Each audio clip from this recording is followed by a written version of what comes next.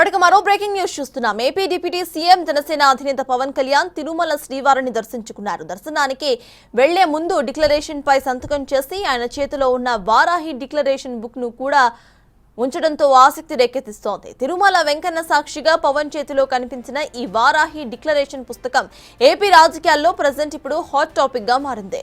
తిరుపతిలో నేడు జరగబోతున్న వారాహి సభలో పవన్ కళ్యాణ్ కీలక వ్యాఖ్యలు చేయబోతున్నట్లుగా సమాచారం. శ్రీవారిని దర్శించుకున్న అనంతరం ప్రాయశ్చిత్త దీక్షను పవన్ విరమించారు.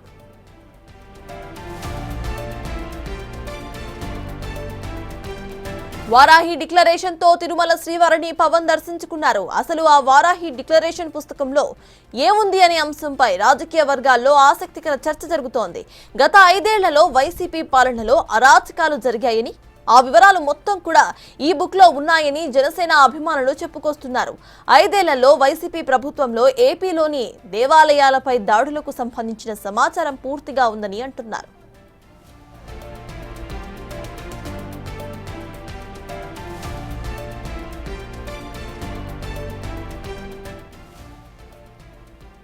ఇక దర్శనానంతరం నేరుగా తరిగొండ అన్నప్రసాద సముదాయానికి చేరుకుని పవన్ కళ్యాణ్ అక్కడ అన్నప్రసాద సముదాయంలో అన్నప్రసాదాల తయారీని పరిశీలించారు. అన్నప్రసాదాల నాణ్యతపై భక్తుల నుంచి ఫీడ్బ్యాక్ కూడా తీసుకున్నారు.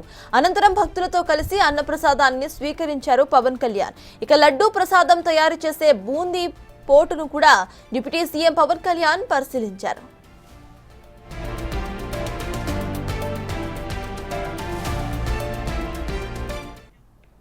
వాటికి ఇదే అంశంపై పూర్తి డీటెయిల్స్ మా ప్రతినిధి దామోదర్ అందిస్తారు. దామోదర్, చెప్పండి, ఈ డిక్లరేషన్ వారాహి డిక్లరేషన్ బుక్ ఏదైతే ఉందో ఆ బుక్ లో అసలు ఏముంది అనే దానిపై పవన్ కళ్యాణ్ ఎప్పుడు చెప్పే అవకాశం ఉందనుకోవచ్చు? ప్రెసెంట్ అప్డేట్స్ ఏంటి? తిరుపతిలో ఈ రోజు సాయంత్రం జ్యోతిరావు పూలే సర్కిల్లో జరగనున్న వారాహి బహిరంగ సభల్లో deputy CM Pawan Kalyan Varahi declaration గురించి వివరించనున్నారు. నిన్న స్వామివారి ఆలయంలో దర్శనం పూర్తయిన తర్వాత బయటకు వచ్చిన ఆయన మీడియాకు డిక్లరేషన్ పుస్తకాన్ని చూపించారు. 3 భాషల్లో ఉన్న ఈ డిక్లరేషన్ ఖచ్చితంగా సనాతన ధర్మానికి సంబంధించిన అంశాల పట్లే ఉంటుందని అందరూ అభిప్రాయం వ్యక్తం చేస్తున్నారు. దీంతో పాటు తన సన్నిహితులతో ఆయన మాట్లాడుతున్న సందర్భంగా గత 5 సంవత్సరాలుగా రాష్ట్రంలో హిందూ మతాన్ని పూర్తిగా దెబ్బతీసే విధంగా పనిచేసేది ప్రభుత్వం. అంతేకాకుండా దేవాలయాలను ధ్వంసం చేయడం, విగ్రహాల ధ్వంసం కొనసాగింది. ఇలాంటి పరిస్థితుల్లో సనాతన ధర్మ పరిరక్షణ కొనసాగింపుకు లక్ష్యంగా వారాహి డిక్లరేషన్ ను తాను ప్రకటిస్తున్నానని చెప్పారు. తిరుమల లడ్డూ ప్రసాదంలో వినియోగించే నెయ్యి కల్తీ కారణంగా ఆయన ఏదైతే ప్రాయశ్చిత్త దీక్షను చేపట్టారో ఆ దీక్షలో భాగంగా ఆయన నిన్న తన దీక్షను తిరుమలలో ముగించుకున్నారు స్వామివారి దర్శనం తర్వాత.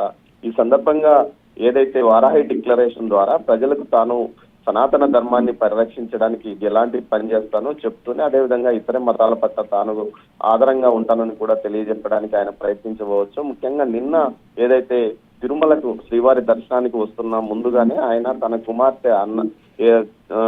కుమార్తె పొలినా అంజలి కొనిదల చేత కూడా డిక్లరేషన్ మీద సంతకం చేయించాడు. అంటే తిరుమలలో అన్య మతస్థులు స్వామివారి దర్శనానికి వెళ్తున్నప్పుడు స్వామివారి పట్ల తమకు విశ్వాసం ఉంది అనే అభిప్రాయాన్ని వ్యక్తం చేస్తూ వారు డిక్లరేషన్ ఇవ్వాల్సి ఉంది. దీనికి సంబంధించి ఏదైతే వారం రోజుల క్రితం జగన్ డిక్లరేషన్ విషయం మీద అటు ఏదైతే కూటమి సభ్యులతో పాటు హిందూ సంఘాలు పెద్ద ఎత్తున పట్టుబట్టినప్పటికీ ఏదైతే జగన్ తాను తన మతం మానవత్వం అంటూ ఈ విషయంలో కొంత తప్పించుకున్నారు. దీనిపైన పెద్ద ఎత్తున అటు ప్రతి విమర్శలు వచ్చాయి. ఇదే సమయంలో మాజీ డిప్యూటీ సీఎం నారాయణ స్వామి ఏదైతే పవన్ కళ్యాణ్ యొక్క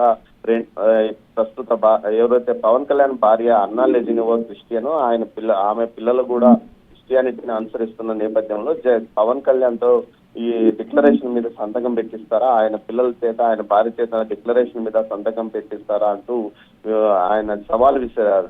ఆ సవాలుకు సమాధానంగానే ఏదైతే డిక్లరేషన్ మీద తన కుమార్తె మీద మైనర్ అయిన తన కుమార్తె చేత సంతకం పెట్టిస్తేనే తాను కూడా తండ్రిగా సాక్షి సంతకం పెట్టాడు. మొత్తం మీద దీనికి ఆయన చెక్ పెట్టాడని చెప్తున్నారు. మరోవైపు ఏదైతే వారాహి డిక్లరేషన్ ద్వారా పూర్తి స్థాయిలో గత 5 సంవత్సరాల కాలంలో వైసీపీ ప్రభుత్వ హయాంలో ఏ విధంగా దేవాలయాల విధ్వంసము, హిందూ మతానికి విధ్వంసం లాంటి కార్యక్రమాలు జరిగాయి, వాటిని అన్నింటినీ బహిరంగంగా ప్రస్తావించే అవకాశం ఉంది. దీంతో పాటు శ్రీవాణి ట్రస్ట్ నిధుల విషయంలో ఏదైతే గోల్మాల్ జరిగిందని అప్పట్లో పవన్ కళ్యాణ్ ముందుగా ప్రకటించారు. ఈ నేపథ్యంలో శ్రీవాణి ట్రస్ట్ నిధుల ద్వారా రాష్ట్రంలోనే ఏదైతే హిందూ దేవాలయాల పునర్నిర్మాణానికి ఏ విధంగా కృషి చేస్తాడో, అది టీటీడీ నుంచి నిధులు ఇప్పిస్తాడో అన్న విషయాన్ని కూడా ఆ విషయం మీద కూడా మాట్లాడే అవకాశం ఉంది. మొత్తం మీద చూస్తే సనాతన ధర్మానికి సంబంధించిన అంశాల పట్ల ఆయన మాట్లాడే అవకాశం ఉంది. మరోవైపు టీటీడీ నూతనంగా దేవాలయాల పాలక మండలిలో ఏ విధంగా ఉండాలన్న విషయం మీద కూడా ఆయన ప్రముఖంగా ప్రస్తావించే అవకాశం ఉందని తెలుస్తోంది. Right, thank you Damodar.